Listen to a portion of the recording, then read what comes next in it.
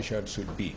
Article 8, can you please read that out? Yes, Article 8, political dialogue stated, the parties shall regularly engage in comprehensive, balanced, and deep political dialogue relating to the commitments on both sides. Okay. That's one. Two, the objective of the dialogue shall be to exchange information, to foster mutual understanding, and to facilitate the establishment of agreed priorities and shared agendas. Okay. Honorable Speaker, is that the equivalent of imposing and giving timelines? No, then there is a violation of this article by the European Union if they came up to really impose this thing. So it is untenable and unacceptable. So we stand by what the people are saying and by the head of this country, the president of this country, because it is provocative. What they really anticipated is to provoke the people. We know what they expect and answer, to say no, reject, total rejection of an imposition. We are amenable to dialogue, and we are not averse to really meeting these people, looking in at our constitution, reviewing it for the betterment of the people of this country, as it is stipulated in section 2, which has been referred to by the honorable majority leader. Sir, let me begin by thanking Allah the Almighty for granting us this rare opportunity for the Gambian people to speak their mind on our relationship with the EU. We return thanks and appreciation to our dear leader, His Excellency Chief Professor Dr. Alhaji Yahya AJJ Jammeh, for sacrificing his life on that fateful day of 22nd July 1994 to rescue this country from political bondage, social and political exclusion, poverty, and all forms of backwardness.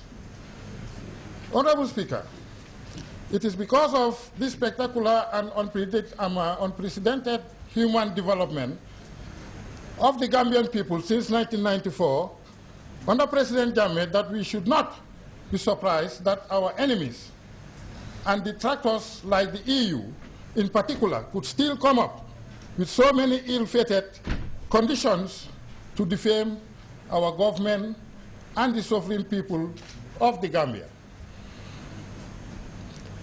Honorable Speaker, since the cabinet session on the EU condition was broadcasted, a great debate kicked off in my constituency, Banjul Central. The conditions are: the Gambians are sovereign people who cannot be fooled. We know who our friends are and those who are not. Those who did not wish us well in our difficult times and now have no moral authority to tell us what we should do or not do. 2, the sovereign people of the Gambia reaffirm their loyalty and resolve to back our leader to defy all EU so-called conditions. And please, Mr. President, we had faith in you in 1994. Now we know what type of leader you are today more than any time before. Do we have reasons to support and die for you and this country? On the conditions proper, Honorable Speaker, they are all baseless. Do not merit us worried about them. They know the Gambia before 1994, and they can now see the Gambia after our great revolution. It is not for them who issue travel advices, close US aid, impose EU sanctions on the Gambia in 1994, who can now come and tell us what to do next. We have come this far without the EU aid, and Honorable Speaker, we can certainly, under President Jammeh, move even further and faster without EU aid. Down EU, down the EU, and down the UNDP hypocrites. Honorable Speaker, I believe They should have come up and tell us about agriculture, about our health sector, about education, about infrastructure, rather than bringing this. I would repeat, they're saying no, but I am saying hell no. Long live President Jammeh, long live the Gambia. Honorable Speaker, I beg to move in favor of the Gambian people petition. Thank you. Emanates from ordinary Gambian people from all walks of life. As representatives of the people, our source of legitimacy lies squarely on these people. Honorable Speaker, the Solidarity March in support of the decision taken by His Excellency the President on this matter